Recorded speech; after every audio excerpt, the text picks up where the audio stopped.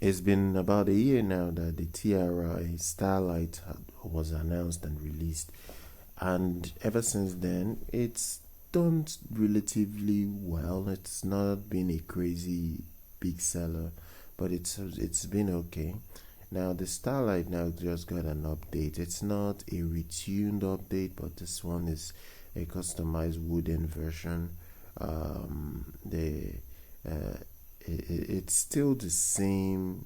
It's still the same earphone. It's just that they've decided to go the handmade route, and they are now making handmade versions of it. Now I don't know whether it's worth it because it's now priced at $790.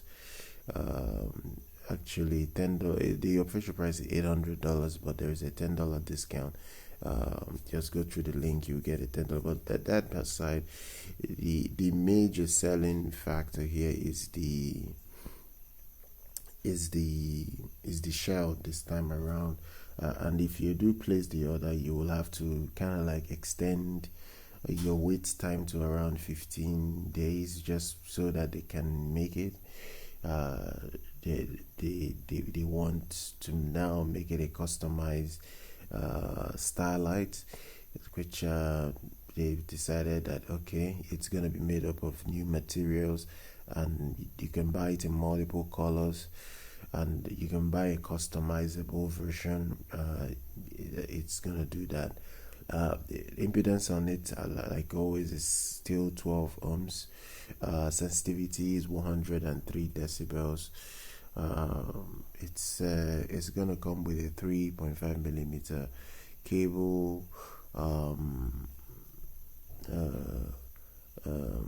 It's two pin. It's two pin drivers. On it is 4 electrostatic drivers, 2 BA, and 1 dynamic driver.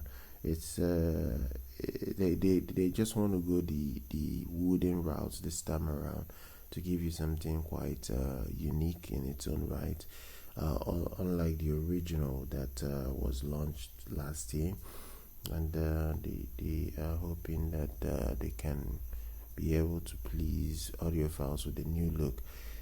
Whether they should have still continued with the Starlight name is another debate. They could have gone with a new name and gotten a lot more sales, because a new name would have been able to entice a new buyer than using the same old name and just changing the shell.